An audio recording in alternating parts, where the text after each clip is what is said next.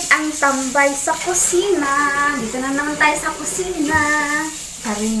Lakasan mo na So, yung butas mo.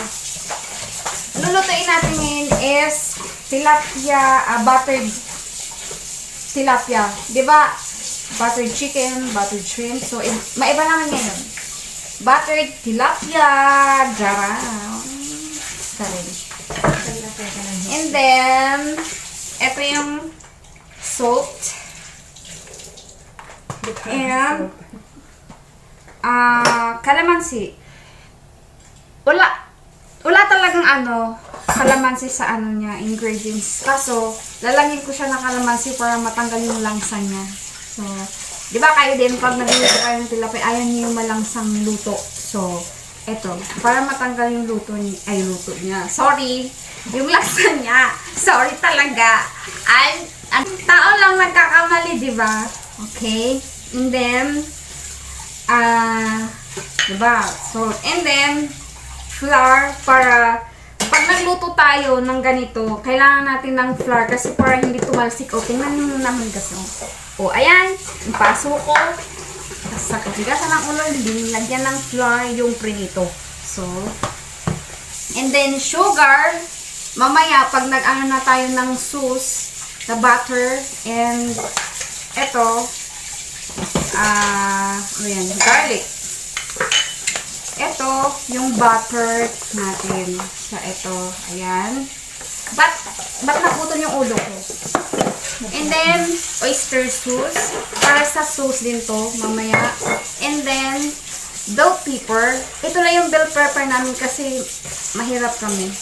Ganun. And, sibuyas. Daon ng sibuyas. Then, mantika, pang prito, or pang gisa mamaya sa sauce. Yun, lagyan na natin ng nakayuko lang tayo nito kasi pobre yung pang cover lang yung cellphone ko. Ilagay natin yung asin dito.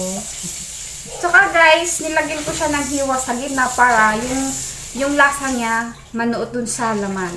So, ito. Ganyan tayo. Ay, kulang pala. Meron pa palang black pepper. Yan. Dito, sa loob. Yung himasin. Charing. Baka malakas pa yung boses ko sa'yo, Tapos, ilagay natin tong Ayusin mo yung salita mo. Kita nyo guys kung bakit dilaw. Kasi malamang. Dilaw yung laman ng kalamansi. Diba? Parang yung calligraphy yung salita mo, dikit-dikit. Ayan. Konti lang. Pasensyahan nyo na, Para guys. mawala yung langsa ng tilapia. Sexy yan magsalita. Yan. Rub. Pagkatapos, ibabad nyo muna siya para yung lasa niya manuot talaga. Tsaka lagyan natin ng black pepper. Saglit lang. Kasi may lasa naman yun mamaya. Kasi doon natin ibabawi sa sauce niya. Yung flour, ilagay natin dito para sa natin dito yung tilapia para hindi siya tumalsik. Pag piniprito na. Okay, enough. Ayan, iligpit na natin to para mabawasan yung kalat. Ayos Charin na. Kaya, bilisan na natin pagluto. Ipiprito natin yung tilapia. So, asan na yung kawali? Ito! Painitin ng Kawasan muna natin. Lagay natin dito. Ano yan, galit? Tapos, iyon natin yung lutuan. Painitin muna natin bago natin ilagay yung mantika. Tapos, ilagay natin yung tilapia. O, di ba? Yun. Tapos. O, di ba? Alam nyo naman yun eh. Grabe yung asin dito,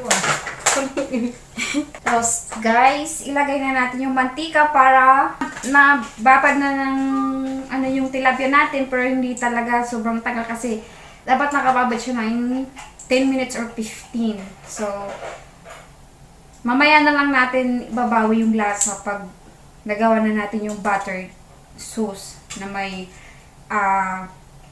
bawang, may oyster sauce, and then toppings lang to. Toppings.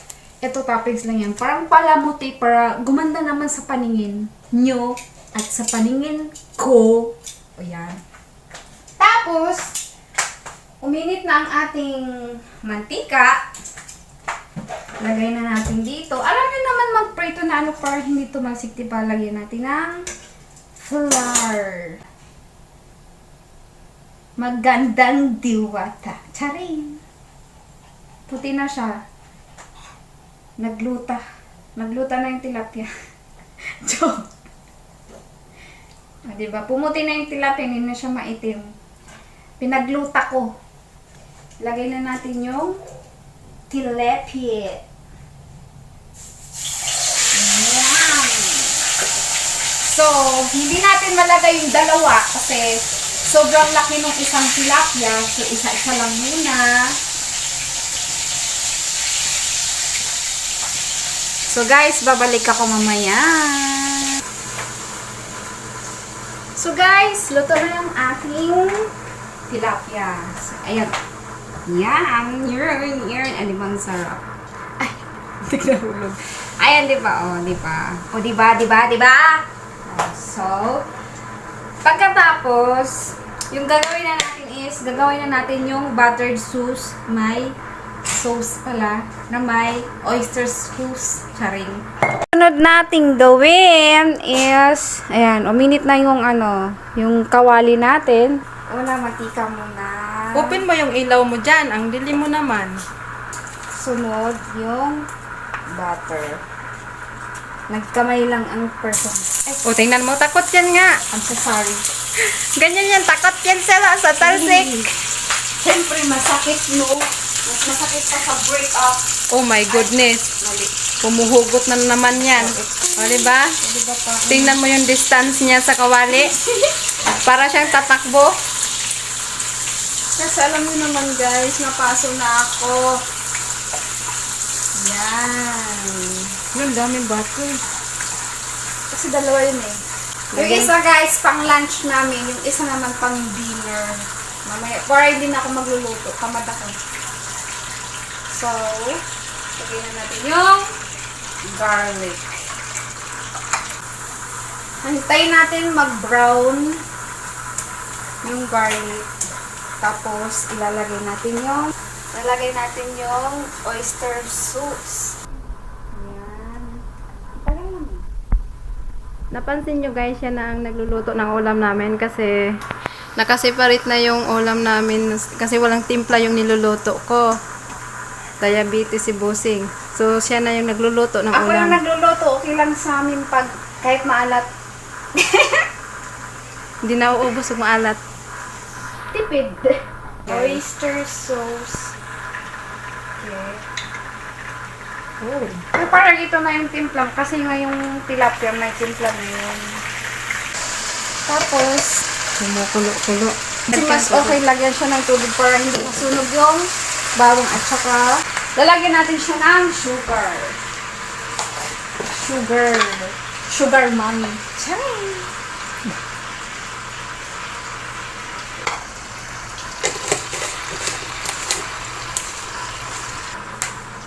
Ilalagay natin yung bell pepper. Ito yung onions ring. Tapos ilagay na rin natin yung onion ring para, tingnan. Look! Lagyan natin ng konting seasoning.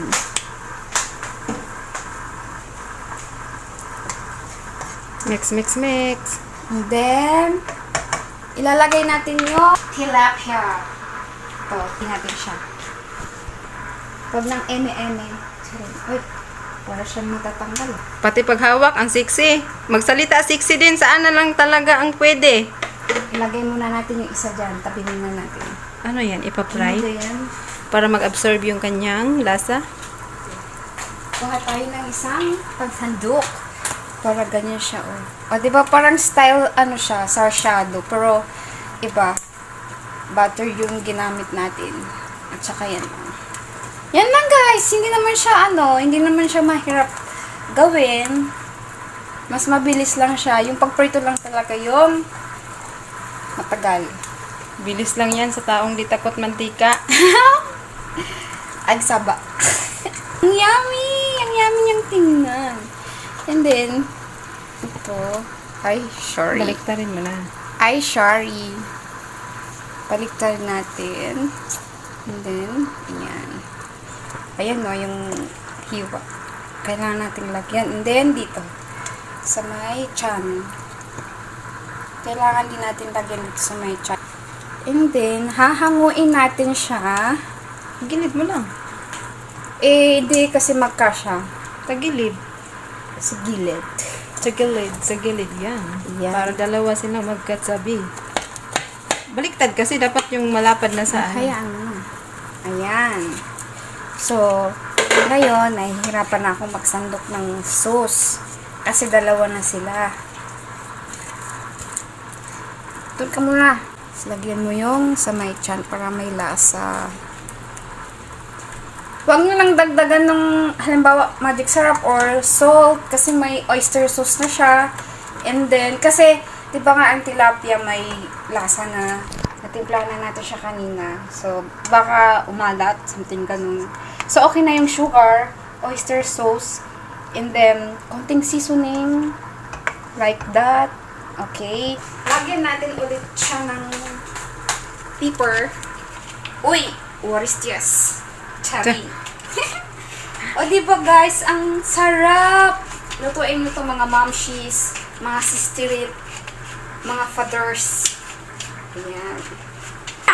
It's done! Oh, tapos na Diba? guys. Teka lang, hahanguin lang natin. Oh, hanguin na daw niya guys. Hanguin lang natin siya sa... Wait lang, wait lang. Hanguin natin siya Ilapit sa ko lang. pinggan. Balik mo lang sa kanyang lagayan. Baka...